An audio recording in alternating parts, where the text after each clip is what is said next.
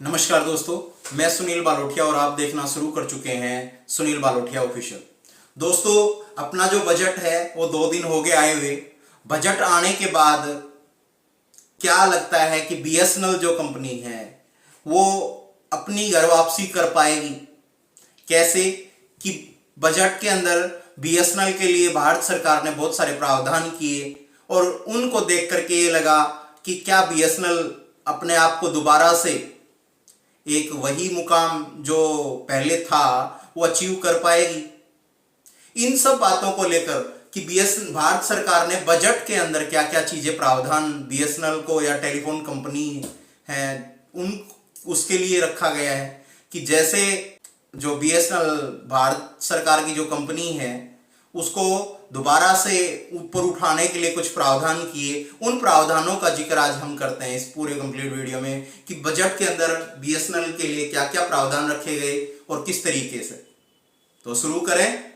BSNL जो है भारत सरकार की कंपनी है, इसके लिए ये आप सब पहले इस पे बहुत बातें हो चुकी हैं। तो इसमें कैसे बीएसएनएल के लिए इस बार जो बजट था उसके अंदर 8,916 करोड़ रुपए दिए गए। बीएसएनएल को दोबारा से ऊपर उठाने के लिए इसमें तकनीकी जो सेवाएं हैं, चाहे वो टेक्नोलॉजी को डेवलपमेंट करना हो, चाहे इनकी सेवाएं जो हैं उनको बहाल करना हो, ऊपर उठाने के लिए बहुत सारी चीजें की गई हैं। सबसे पहला जो बजट आवंटन जो किया गया बीएसएनएल का वो 8,916 करोड़ रुपए किया गया। इसमें दूसरा सबसे बड़ी चीज आई, कुल बजट है टेलीफोनिक जो परियोजनाएं हैं, सरकारी टेलीकॉम कंपनी है, उसके लिए 1,28,00,000 रुपए बजट दिया गया। जिसके अंदर क्या था कि जो भारत सरकार की जो कंपनी है बीएसएनएल, उसके लिए किस तरीके से कि उसकी सेवाएं जो सुविधाएं हैं उनको बढ़ाने के लिए, जो टेक्नोलॉजी है उसको डेवलपमेंट के लिए, क्योंकि जो टेक्नोलॉजी 3G स्पेक्ट्रम के अकॉर्डिंग 4G 5G की तरफ आगे बढ़ाने के लिए वो दिया गया है। तीसरा है सरकारी योजनाएं।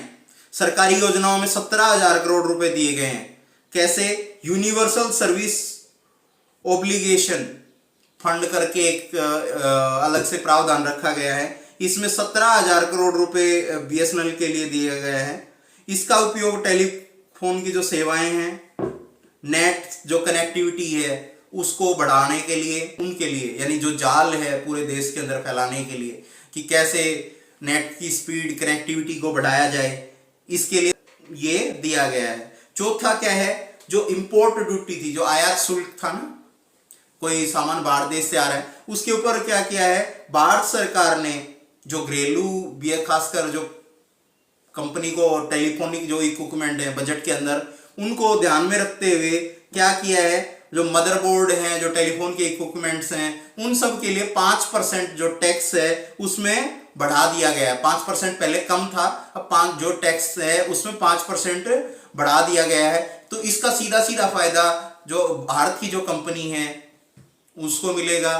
तो इससे क्या होगा कि जो बाहर देश से खासकर चाइना या जो विदेश से जो सामान आता था उसमें, क्योंकि जो चीजें यहीं सस्ते दरों पे मिल जाएंगी तो बाहर से कोई क्यों खरीदेगा। तो इसका मेन पर्पज ये करोड़ रुपए दिए गए हैं। इसके अंदर क्या है, चैंपियन सर्विस सेक्टर है, इसमें 70 करोड़ रुपए का प्रावधान दिया गया है इस बजट में। और उसके लिए जुड़ी उत्पादन जो प्रोडक्शन के लिए जो चीजें चाहिए, टेलीफोन के इक्विपमेंट्स, उन चीजों के लिए, तो उसके पीएलआई योजना के तहत पहले 1806.34 करोड़ रुपए दिया गया है। इसका जो मुख्य जो उद्देश्य है सरकार का वो क्या है कि जो बीएसएनएल को ऊपर उठाना, साथ में बीएसएनएल की जो सुविधाएं हैं उनको देश के कोने कोने तक पहुंचाना। छठा जो इफेक्ट क्या हुआ कि जो जैसे ही प्राइवेट कंपनियों ने टैरिफ को बढ़ाया, चाहे वो जियो हो, चाहे वो एयरटेल हो या वीआई हो, वोडाफोन, उन्होंने जैसे ही रेट बढ़ाया तो बीएसएनएल ने कोई रेट चेंज नहीं किया। जो पुराना था वही क्राइटेरिया के अकॉर्डिंग बीएसएनएल काम करती रही। तो उससे क्या हुआ कि जो प्राइवेट कंपनियों को जैसे रेट बढ़ा, टैरिफ बढ़ने के कारण 2.75 मिलियन, 2.75 मिलियन से भी ज्यादा लोगों ने क्या किया है अपनी सिम को बीएसएनएल में पोर्ट कराया है और या नई सिम खरीदने के बारे में सोचा है, यानी काम किया है इसके ऊपर। इससे क्या हुआ कि जो बीएसएनएल के जो कस्टमर हैं, कंज्यूमर हैं, उनकी जो संख्या है वो बहुत तेजी से ग्रो हुई। इससे सीधा सीधा बीएसएनएल को फायदा होगा।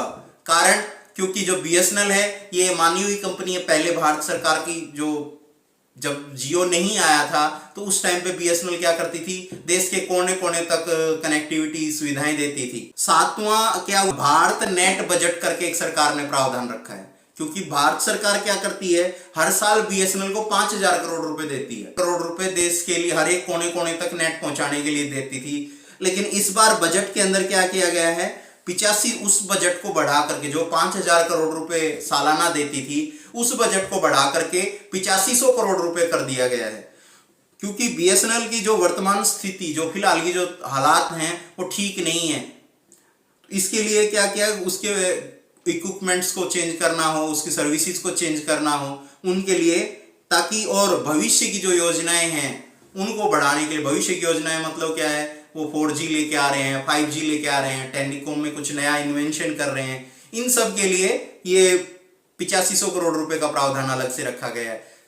आठवां क्या, जो बीएसएनएल के जो कर्मचारी हैं, रिटायर्ड हो रहे हैं, या जो उनके लिए भी कुछ सुविधाएं अलग से, क्योंकि फंड का प्रावधान भारत सरकार की तरफ से रखा गया है। तो इन सब को देखते हुए खासकर जो भारत नेट है, जो 8500 करोड़ रुपए दिए गए हैं, इसका उद्देश्य क्या है कि जो गांव के लोग हैं, रूरल एरिया, जो बैकग्राउंड क्षेत्र, जो पहाड़ी क्षेत्र है, वहां पे अभी भी वहां पे लोगों की कनेक्टिविटी किससे, नेट के माध्यम से ज्यादा हो सके।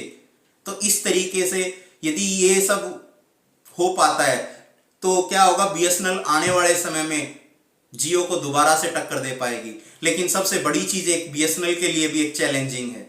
यदि बीएसएनएल जो आम जनता है, जो उनके कस्टमर हैं, उनकी जो आशाएं हैं, उम्मीद हैं, उस उम्मीद पर खरा उतर पाती है तो आने वाले भविष्य में नंबर 1 तक पहुंचेगी। लेकिन यह चुनौती है, ये आने वाला समय ही बताएगा कि बीएसएनएल अपने आप को कहां सस्टेन कर पाती है, कि कितना अपने आप को ग्रो कर पाती है। इसके लिए आने वाला वक्त बताएगा। सबसे बड़ी चीज, बीएसएनएल के पहले क्या होता था, बीएसएनएल के जो लोग थे, कर्मचारी थे, उनको भी अपने आप को, जो उनके अधिकारी हैं, उनको भी अपने आप को एक चैलेंज लेकर के, जो भारत की जनता की जो उम्मीद है, उस उम्मीद को ध्यान में रखते हुए काम करेंगे तो बीएसएनएल आने वाले टाइम में होगा। तो इस वीडियो का बनाने का उद्देश्य क्या था कि आप सबको भी चीजें पता लगे। और ये वीडियो आपको कैसा लगा, क्या बीएसएनएल की अब जो घर वापसी हो पाएगी, यानी बीएसएनएल क्या अपने आप को दोबारा से जो उसका परचम था उस तक पहुंच पाएगा, इसके बारे में आप क्या सोचते हो, अपनी राय कमेंट बॉक्स में जरूर दें। यदि आपको ये वीडियो पसंद आया हो तो अपनी राय कमेंट बॉक्स में दें, साथ में अपने दोस्तों के साथ शेयर करें। और यहां तक आप वीडियो देख रहे हो तो यदि आपको वीडियो पसंद आया हो तो अपने साथियों के साथ ज्यादा से ज्यादा शेयर करें। और आपको किस टॉपिक पे कोई नया वीडियो चाहिए तो अपनी राय कमेंट बॉक्स में लिखें। अपना कीमती समय देने के लिए बहुत बहुत धन्यवाद।